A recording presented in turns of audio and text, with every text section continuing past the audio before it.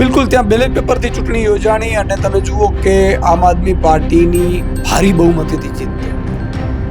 ગુજરાતમાં પણ ઘણા લોકોનો ગણગડાટ થાય છે. ઘણા લોકો 40% મતદાન નથી કરવા, એમાં 5-10% એવા હોય છે કે સુગંધભાઈ મતદાન કરવા જઈએ પણ અમને ઈવીએમ પર વિશ્વાસ નથી.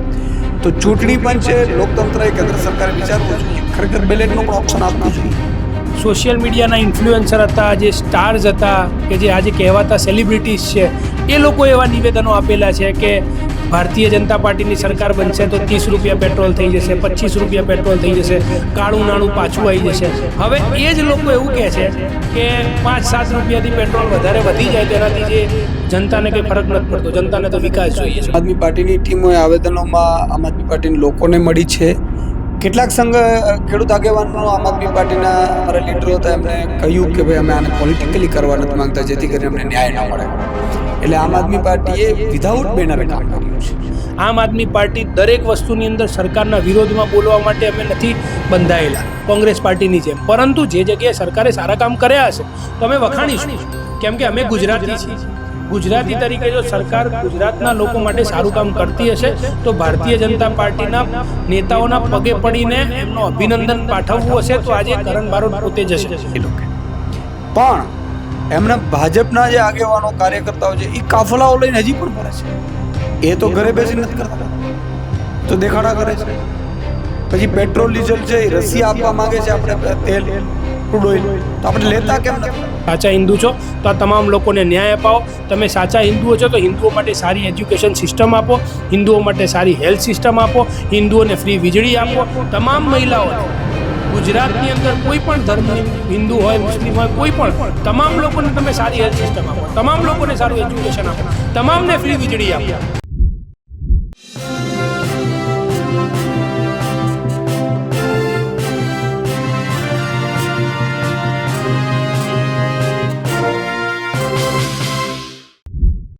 નમસ્કાર, હું છું ચંદ્રિકા પુત્રી નિરાલી મહેરિયા અને આમ આદમી પાર્ટીની પંજાબમાં જીત થઈ છે. સ્થાનિક સ્વરાજની ચૂંટણીમાં બેલેટ પેપરથી ઇલેક્શન યોજાયું હતું અને આ જ મુદ્દે આપણી સાથે વાત કરવા જોડાયા છીએ આમ આદમી પાર્ટીના ગુજરાતના પ્રદેશ અધ્યક્ષ ઈસુદાન ગઢવી. ઈસુદાનભાઈ, શું કહેવા માંગો છો જે પ્રકારે પંજાબમાં આમ આદમી પાર્ટી જીતી છે?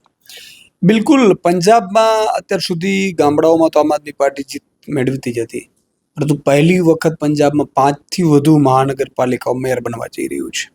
એટલે કે શહેરીની વર્ગે પણ આમ આદમી પાર્ટી માન્ય અરવિંદ કેજરીવાલ અને ભગવત માનજીની ગેરંટીઓ પર વિશ્વાસ મૂક્યો છે. શહેરી વર્ગ પણ જે રીતે સારી સ્કૂલો બની એટલે એને ફી ઓછી ભરવી પડી, મોહલ્લા ક્લિનિક બન્યા, 10 લાખનો જે જીવન વીમો છે એ એમને મળ્યો કે ભાઈ એ 10 લાખ સુધીની સારવાર પ્રાઇવેટ હોસ્પિટલમાં લઈ શકે. એમણે કાનૂન વ્યવસ્થા સારી આપી, ડ્રગ્સ ફ્રી આખું કેમ્પેન ચલાવ્યું, એ જે બેરોજગાર યુવાનો હતા એને સરકારી નોકરીઓ અપાવડાવી અને ઈ પેપર લીક વગર. એટલે શહેરી વર્ગને પણ વિશ્વાસ બેસી ગયો આમ આદમી પાર્ટી ઉપર અને એટલા માટે આમ આદમી પાર્ટીની ભારી બહુમત જીત થઈ છે. ઈડી પાર્ટીની સામે તમે જુઓ, અપક્ષ કરતાં પણ વધારે, અપક્ષની પણ વધારે સીટો આવી છે ઈડી પાર્ટી કરતાં, અને 1100થી વધારે સીટો ઉપર તો ભાજપની જમાનત જપ્ત થઈ છે. જી, ત્યાં બેલેટ પેપરથી ચૂંટણી યોજાઈ હતી. તમને લાગે છે ગુજરાતમાં પણ બેલેટ પેપરથી ઇલેક્શન થવું જોઈએ? બિલકુલ, ત્યાં બેલેટ પેપરથી ચૂંટણી યોજાણી અને તમે જુઓ કે આમ આદમી પાર્ટીની ભારી બહુમતીથી જીત થઈ. ગુજરાતમાં પણ ઘણા લોકોનો ગણગડાટ થાય છે. ઘણા લોકો 40% મતદાન નથી કરવા, એમાં 5-10% એવા હોય છે કે સુગંધભાઈ મતદાન કરવા જઈએ પણ અમને ઈવીએમ પર વિશ્વાસ નથી. તો ચૂંટણી પંચે, લોકતંત્રએ, કેન્દ્ર સરકારે વિચારવું જોઈએ, ખરેખર બેલેટનો પણ ઓપ્શન આપવું જોઈએ. એકવાર તો ઓપિનિયન લેવા જોઈએ. અને બેલેટ પેપર ઉપર ચૂંટણી થાય તો મને લાગે છે કે 80-85% લોકો મતદાન કરવા બહાર આવે એમ છે. ખાસ કરીને સુરેન્દ્રનગરના કોંઢ ગામમાં જે રીતે ખેડૂતો ઉપર અત્યાચાર કર્યો પોલીસે, કોંગ્રેસ તો જાહેરાત કરી દીધી કે 15 તારીખે તમામ કિસાન સંગઠનો સાથે તે આંદોલન કરશે અને ગાંધીનગરનો ઘેરાવ કરશે. આમ આદમી પાર્ટી ખેડૂતોના સમર્થનમાં શું કરશે? નહીં, આમ આદમી પાર્ટીની ટીમ ત્યાં ગઈ છે. આમ આદમી પાર્ટીની ટીમોએ આવેદનોમાં આમ આદમી પાર્ટીના લોકોને મળી છે. કેટલાક ખેડૂત આગેવાનો આમ આદમી પાર્ટીના અમારા લીડરો હતા, એમને કહ્યું કે ભાઈ અમે આને પોલિટિકલી કરવા નથી માંગતા, જેથી કરીને અમને ન્યાય ન મળે. એટલે આમ આદમી પાર્ટીએ વિધાઉટ બેનરે કામ કર્યું છે. આવનાર સમયમાં તમે કંઈ કરવાના છો ખેડૂતો માટે? બિલકુલ, આમ આદમી પાર્ટી તો ખેડૂતો માટે હર હંમેશ, તમે જુઓ કે કડદાકાને આમ આદમી પાર્ટીએ બંધ કરાયું હતું. 10,000 કરોડ રૂપિયા આમ આદમી પાર્ટીની મહેનતના કારણે 80,000 બેઠકો કરી આમ આદમી પાર્ટીએ ગામડાઓમાં બેઠકો કરીને 80,000 ખેડૂતોનો શાઇન કેમ્પેન ચલાવ્યું. મુખ્યમંત્રીને અમે આવેદન આપ્યું એટલે 10,000 કરોડનું પેકેજ થયું. એટલે આ બધામાં આમ આદમી પાર્ટી ખેડૂતો માટે લડે છે, મહેનત કરે છે. પણ કેટલીક જગ્યાએ શું છે કે માત્ર ખેડૂતો એવું કહેતા કે અમારે પોલિટિકલ નથી કરવું, જેથી કરીને નુકસાન થાય તો ભાજપ પડા એ લે, તો અમે એને નોન પોલિટિકલી મદદ કરતા હોઈએ છીએ. પ્રધાનમંત્રી મોદીએ કહ્યું હતું કે વિદેશ પ્રવાસ ન કરતા. એક વિદેશ પ્રવાસ તો કરીને આવ્યા અને આવતા મહિને ફરીથી ફ્રાન્સ જઈ રહ્યા છે. હું એવું માનું છું કે પ્રજાએ ને જે આપણે કહીએ, લાલ બહાદુર શાસ્ત્રી એવું કીધું હતું કે એમના પત્નીશ્રીને પૂછ્યું કે શું આપણે એક ટક જમવાનું મૂકી શકીએ, તો કેમ? તો અનાજની આયાત કરવી પડે છે, દેશ અત્યારે સ્થિતિ સારી નથી, તો મારે બધાને અપીલ કરવી છે. તો એમણે અપીલ કરવા માટે પહેલા પોતે અન્નનો ત્યાગ કર્યો, પછી અપીલ કરી હતી. આજે પ્રધાનમંત્રીશ્રીએ અપીલ કરી, પણ હું તો એમ કહું ચાલો એ લોકો કદાચ જતા પણ હોય, કદાચ ડિપ્લોમેસી છે માની લો કે, પણ એમના ભાજપના જે આગેવાનો કાર્યકર્તાઓ છે એ કાફલાઓ લઈને હજી પણ ફરે છે. એ તો ઘરે બેસી નથી કરતા કામ, એ તો દેખાડા કરે છે. પછી પેટ્રોલ ડીઝલ છે એ રશિયા આપવા માંગે છે, આપણે તેલ ક્રૂડ ઓઇલ, તો આપણે લેતા કેમ નથી? એક્સપોર્ટ પણ એટલું ને એટલું ચાલે છે અત્યારે, બરોબર છે. બીજા દેશોમાં આપણે એક્સપોર્ટ પણ કરીએ છીએ પેટ્રોલ ડીઝલ, તો આપણા લોકો નાગરિકોને ખેડૂતોને કેમ લાઈનમાં ઊભા રાખો છો? એટલે મને લાગે છે કે આ બધી જે બાબતો પોતે પાલન નથી થતી હોય, આજે એ લોકો મતદાન કરવા ત્યારે બૂથ સુધી જાય છે, ઘરમાંથી લોકોને કાઢે, જ્યારે મદદ કરવાની વાત આવે ત્યારે ભાજપ પણ ગુમ થઈ જાય. ખાસ કરીને પીએમએ પેટ્રોલ ડીઝલના બચાવની પણ વાત કરી હતી, પણ હવે આવતા મહિને ગુજરાતમાં ભાજપ પ્રગતિ પથ યાત્રા કરવાની છે. મને લાગે કોની પ્રગતિ થઈ છે? ભાજપના નેતાઓની પ્રગતિ થઈ છે, 20,000 પદાધિકારીઓની પ્રગતિ થઈ છે. કદાચ એટલા માટે એ દેખાડવા માંગતા હોય કે અમે જો કરોડપતિ થઈ ગયા, અમે બધા મોટી મોટી ગાડીઓ ભરવા માંડ્યા, મોટા મોટા બંગલામાં રહેવા માંડ્યા, કદાચ એટલા માટે છે. પણ ખેડૂત પરેશાન છે, બેરોજગાર યુવાન પરેશાન છે, પેપર લીકો થાય છે, સરકારી નોકરી મળતી નથી, મજૂરો શ્રમિકો અત્યારે પરેશાન છે, 12 કલાક કામ કરીને ઘર પરિવાર જેવા રહેતા નથી. અત્યારે મધ્યમ વર્ગને શિક્ષણ ફી અને લાઇટ બિલ ભરીને જેના આટા આવી જાય છે, જીવી નથી શકતો, તો પ્રગતિ કોની થઈ? હવે છેલ્લો પ્રશ્ન છે, જે રીતે પંજાબમાં આમ આદમી પાર્ટીની સરકાર આવી છે, લાગે છે ગુજરાતમાં પણ આવશે 2027માં? બિલકુલ, પ્રજા ખૂબ થાકી ગઈ છે અને આમ આદમી પાર્ટી અત્યારે વિકલ્પ તરીકે ઉભરી આવી છે. મને પૂરો વિશ્વાસ છે કે ગામડાઓની સાથે શહેરોએ પણ હવે મન બનાવી લીધું છે. અને આગામી 2027ની ચૂંટણીમાં, કારણ કે આમાં સેમિફાઇનલમાં ખૂબ સારો એવો સહયોગ મળ્યો છે અમને. આમ તો પોલીસનો દુરુપયોગ પણ તંત્ર એનો ખૂબ થયો છે, પણ 2027માં મને પૂરો વિશ્વાસ છે કે આમ આદમી પાર્ટીની સરકાર બનશે. આ જ મુદ્દે વાત કરવા આપણી સાથે જોડાયા છે ગુજરાત પ્રદેશ સંગઠન મહામંત્રી કરણ બારોટ. કરણભાઈ, શું કહેશો જે પ્રકારે આમ આદમી પાર્ટી જીતી છે અને બેલેટ પેપરથી ઇલેક્શન થયું હતું? સૌ પ્રથમ તો ગુજરાત પ્લસ અને એનપી ન્યૂઝના તમામ દર્શક મિત્રોનો ખૂબ ખૂબ આભાર વ્યક્ત કરું છું. આ જીત જે છે એ પંજાબની જનતાની જીત છે. આ જીત આમ આદમી પાર્ટીના રાષ્ટ્રીય કન્વીનર અરવિંદ કેજરીવાલજી, મનીષ સિસોદિયાજી અને પંજાબના યશસ્વી મુખ્યમંત્રી ભગવત માનજીની જીત છે, કે જેમને ખરેખર જનતાના કામ કર્યા. વીજળી, પાણી, આરોગ્ય, હેલ્થ, આ તમામ મુદ્દા, એટલે કે રાજ્યની અંદર કામની રાજનીતિથી જેમને વોટ માંગ્યા. અને પંજાબની જનતાએ એવું કીધું કે અમને એવું લાગે છે કે ભાઈ ઈવીએમમાં પ્રોબ્લેમ હોઈ શકે, ત્યારે જનતાની અવાજ સાંભળીને બેલેટ પર ચૂંટણી કરાવીને અને તેમ છતાં આટલી મોટી માર્જિનથી ક્લીન સ્વીપ કર્યું હોય, તો એ આમ આદમી પાર્ટીની આમ આદમી પાર્ટી વતી તમામ પંજાબની અને સાથે સાથે ગુજરાતમાંથી પણ ઘણા લોકોએ અભિનંદન પાઠવ્યા છે. તો તમામ લોકોને અમે ખૂબ ખૂબ આભાર વ્યક્ત કરીએ છીએ. અને સાથે સાથે આનાથી એક એવી નવી શરૂઆત થઈ છે કે પંજાબની અંદર ગામડાઓની અંદર તો આમ આદમી પાર્ટીને જનસમર્થન મળી જ રહ્યું હતું, પરંતુ આ ચૂંટણીથી જે શહેરની અંદર જે વિકાસ થયો છે, એના લીધે શહેરના લોકોએ આમ આદમી પાર્ટી પર વિશ્વાસ જતાવ્યો છે. એ આમ આદમી પાર્ટી હવે શહેરના વિકાસો તરફ પણ આગળ વધી છે અને શહેરના લોકોએ પણ આમ આદમી પાર્ટીને જે પ્રાધાન્ય આપ્યું છે, અમે પંજાબની જનતાનો ખૂબ ખૂબ આભાર વ્યક્ત કરીએ છીએ. તમને લાગે છે ગુજરાતમાં પણ બેલેટ પેપરથી થવું જોઈએ ઇલેક્શન? ગુજરાતની જનતાને જો એવું લાગતું હોય તો થવું જોઈએ, કે ગુજરાતની જનતાને એવું લાગતું હોય તો થવું જોઈએ. કેમ કે તમે વિચારો, આજે એક ચૂંટણીની વ્યવસ્થા, કોઈ પણ રાજ્યમાં ચૂંટણી થાય છે ત્યારે એ ચૂંટણી લોકશાહીને ઢબે તો થતી જ નથી.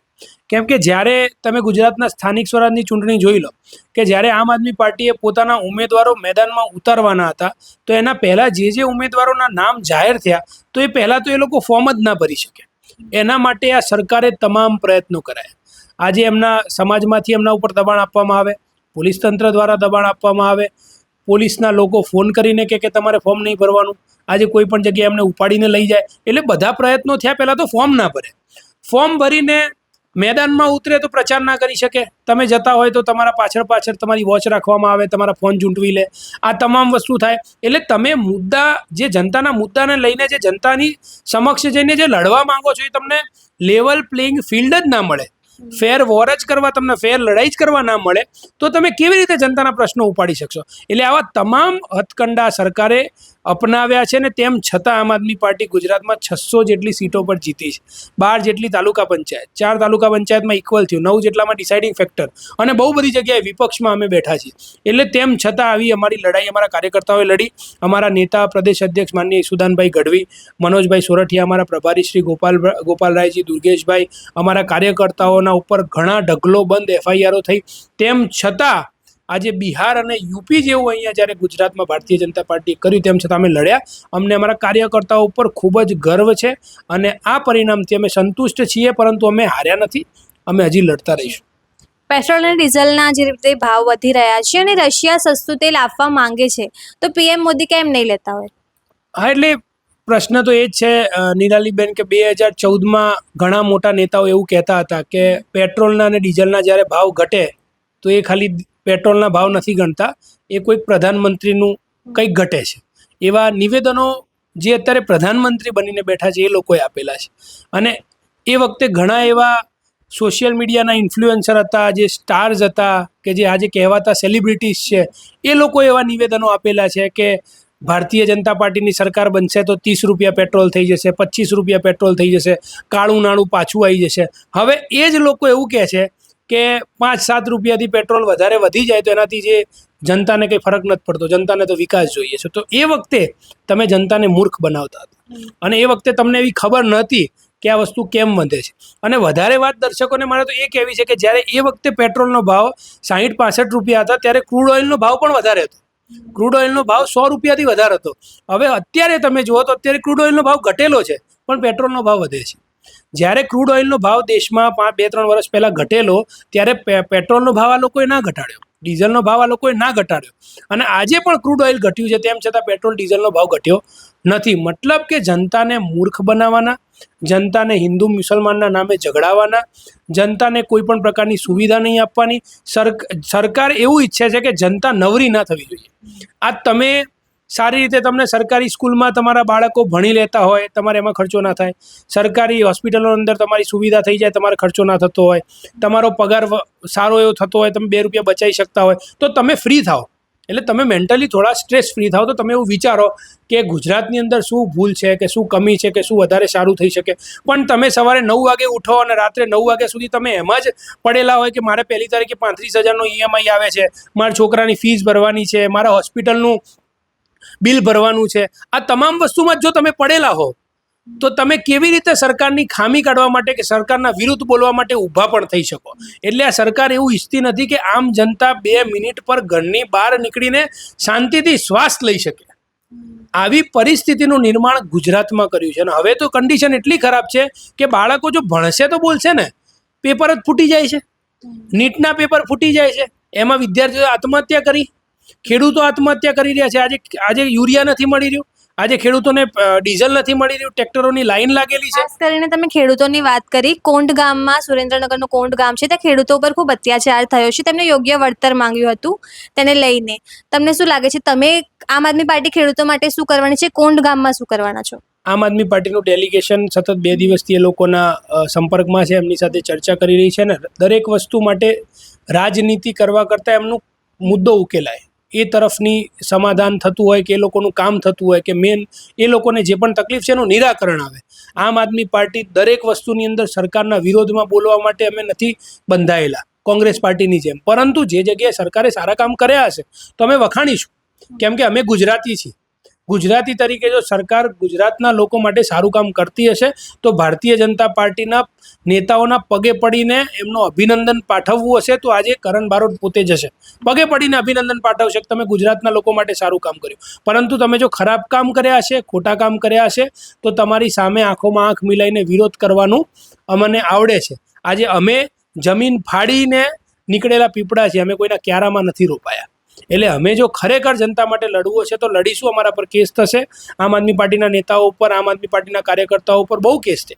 તેમ છતાં આજે અમે લડ્યા છીએ. અમારા માટે ગુજરાતની જનતાને ન્યાય મળે એ સૌથી વધારે મહત્વનું છે ને એના માટે જ્યાં સુધી અને જેટલું લડવું પડે એટલું લડવા માટે આમ આદમી પાર્ટીના નેતાઓ અને કાર્યકર્તાઓ તૈયાર છે. જી, હવે છેલ્લો પ્રશ્ન છે. ભાજપ વાત કરતી હોય છે હિન્દુ ધર્મની, ગાય માતાની અને તમામ, પણ બંગાળમાં ભાજપની સરકારે કહ્યું છે કે જો ગાય 14 વર્ષથી મોટી હોય તો તેને ખાઈ શકાય છે, જ્યારે બીજી બાજુ મુસ્લિમ સંગઠનોએ માંગ કરી છે કે ગાયને તમે રાષ્ટ્રીય પ્રાણી જાહેર કરો. ગાય માતાને રાષ્ટ્રીય માતા તરીકે જાહેર કરવું જોઈએ એમાં તો અમે કેટલી વાર કહ્યું છે કે આ વસ્તુ થવી જોઈએ, કેમ કે આપણે સૌ એમને માનીએ છીએ આપણે માતા તરીકે. પરંતુ આ વસ્તુ ખાલી ત્યાં પૂરતી સીમિત નથી નિરાલીબેન, કેમ કે ગુજરાતની અંદર પણ હિન્દુઓ ઉપર અત્યાચાર થયો છે. તમે બંગાળને 2 મિનિટ સાઈડમાં મૂકી દો. તમે મને એમ કહો, મોરબી બ્રિજની દુર્ઘટના થઈ એમાં કેટલા લોકો મૃત્યુ પામ્યા? એ બધા કોણ હતા? એ બધા હિન્દુઓ હતા. આજે ગંભીરા બ્રિજની દુર્ઘટના થઈ એમાં ઘણા લોકો મૃત્યુ પામ્યા, એ બધા કોણ હતા? એ બધા હિન્દુઓ હતા. તક્ષશિલા જે થયું એમાં કોણ હતા? એ બધા હિન્દુઓ હતા. આજે ડીસાની અંદર ફેક્ટરીમાં આગ લાગી અને જે પર બહારના રાજ્યોમાંથી જે લોકો આવેલા હતા અને જે લોકો ફેક્ટરીમાં મૃત્યુ પામ્યા એ લોકો કોણ હતા? એ બધા હિન્દુઓ હતા. એટલે આ તમામ વસ્તુઓ પણ આ તમામ લોકો પણ હિન્દુઓ જ હતા.